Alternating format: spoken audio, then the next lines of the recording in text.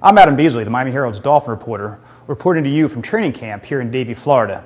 Hey, look around, things have changed. Last year, this time, this was just an empty closet. Now it's a great big welcoming center for season ticket members and also for us members of the media for doing our reports. It's just one indication of things that are new here. It spent a lot of money in this training complex. There's a new cold tub that's the size of a swimming pool I hear that was tailor-made specifically from Stephen Ross in mind. Ross is the owner, obviously. He's entering, I believe now, his 5th or 6th season. Has been around since 2009 as the majority owner, the full owner. Yet he's never made the playoffs, and I think that really eats at him. We talked to him at length today about how he wants to win, how he expects to win, how he goes out every year with the anticipation of making the playoffs. They haven't done that yet with him as the owner.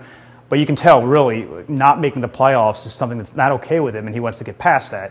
Well, how do you get past it? You bring in better players, which they think they have. They've revamped their offensive line, brought in some new wide receivers, DBs, defensive linemen, all across the board to make the team better. But he's also done the little things that you don't really see. We mentioned this. They've created an analytics department using numbers-based strategies to really figure out where there are inefficiencies in what they do and how they can improve on it.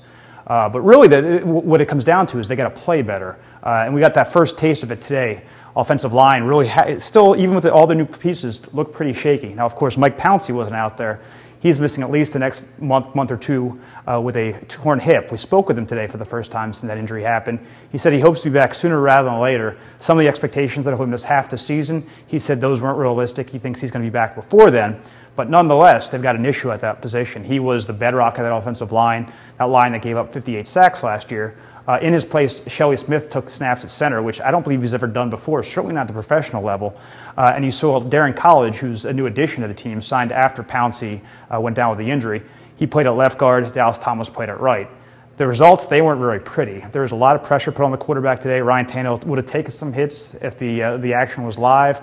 Had trouble with the center-quarterback exchange, some fumble snaps over the head. It really looked like these guys hadn't practiced in a while.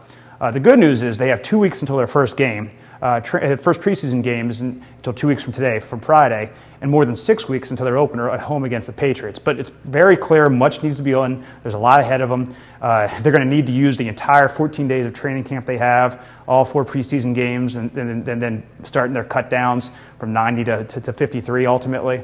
This is a team that's really in flux. They feel like they're better on paper, but they still really haven't put it together since that 2008 season when they went to the playoffs. It's going to be a fun ride. It's going to be exciting. A lot of storylines to watch. Can Ryan Tannehill develop?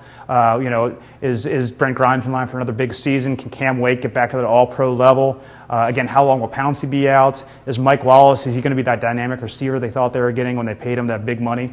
All these questions will come out in time, and I hope we enjoy the journey.